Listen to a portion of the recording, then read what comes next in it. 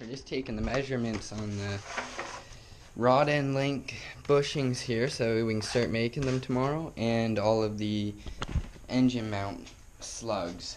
So I just put together this little chart here so I can keep track of all the parts, because I'm not going to machine these. I actually found a buddy of mine to machine them, which is helpful. He wants to help me out, so it'll save me a lot of time. So I'll start taking some measurements here, show you what I'm doing. Good old caliper. So we're going to measure our overall distance here, which should be 5 centimeters.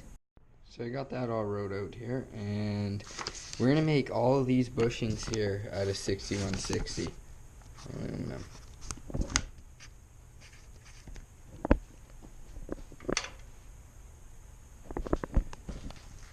And so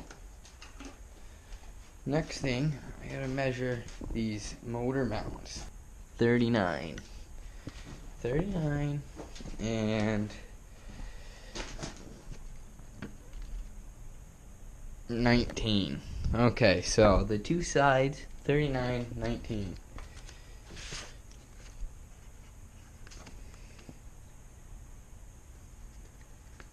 And 19 millimeters. Now this rear mount, I'm pretty sure what I'm going to do is split the difference between the two of these. Split the difference of all the slack in this mount, basically.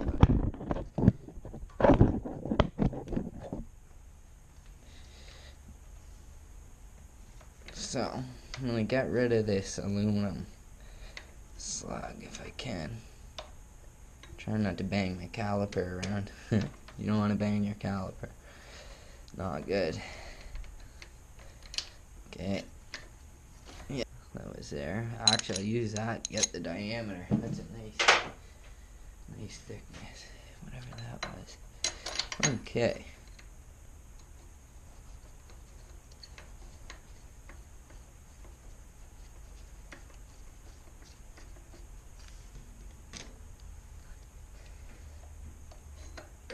Yeah, so I'm going to measure all the slack that's in it there, push it all the way over. And see how I didn't tighten the nut down all the way? It gives it, put it about halfway. I got about 3 threads past the nut there, just that way I know it is at a safe spot. Let's see what we got. 90. That's a little better. That makes way more sense. 90 divided by 2, so we'll go 45 millimeters. On each of those. Frig, I keep forgetting I'm using a pencil. Erase it. Oh, never mind. We're in Canada, so it's so damn cold, erasers don't like to work very out here. Okay, 45 millimeters. That's much better. Okay. And these should be M10 bolts as well. Yeah, they are. The two side engine mounts are M10 as well, so it makes everything nice and easy here. 10 millimeters, 10 millimeters, and outer diameter, well, 25 mil work on these engine mounts.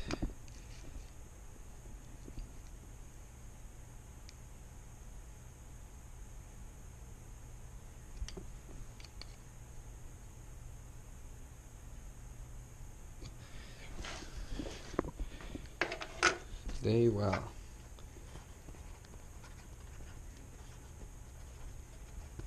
Perfect. So that's all the engine mounts. Mild steel for those. Yeah, so we'll get these cut and start mounting our engine and finish up basically the rear end. I ordered the bearings for here, and I'm waiting on finding some steel to machine the center hubs. And that rear end will be basically done.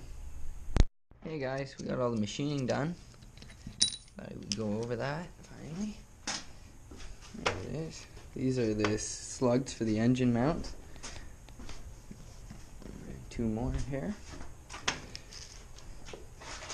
And these are the spacers for the rod ends. So I'll get the rod end spacers put in there first, show you what they look like, and then we'll mount up the engine slugs and start lining that up a little bit. I got one set of those spacers installed here. Take up all the gap real nice in there. Looks a lot better. It's good and solid, no play. The arm still all moves as it should, pretty nice. Wicked. So get the other one in. They're pretty tight. They're a little bit big. Like these little spacers are a little long, I noticed. I gotta work them down a little bit on the grinder, and they fit up nice. So get the other ones put on there, and then we'll work on the motor. Alright, so there's all the slugs are mounted on here. The two for the back mount, right here. One on the side, and then the other one over here. Which is going to be a little more awkward because it's so short, but I'll be able to figure that out. Got the spacers on the other side. No play in that. Still moves good. So I'm just gonna go and get some more manpower to move this motor around, and we'll start dropping it down to where it goes and blocking it.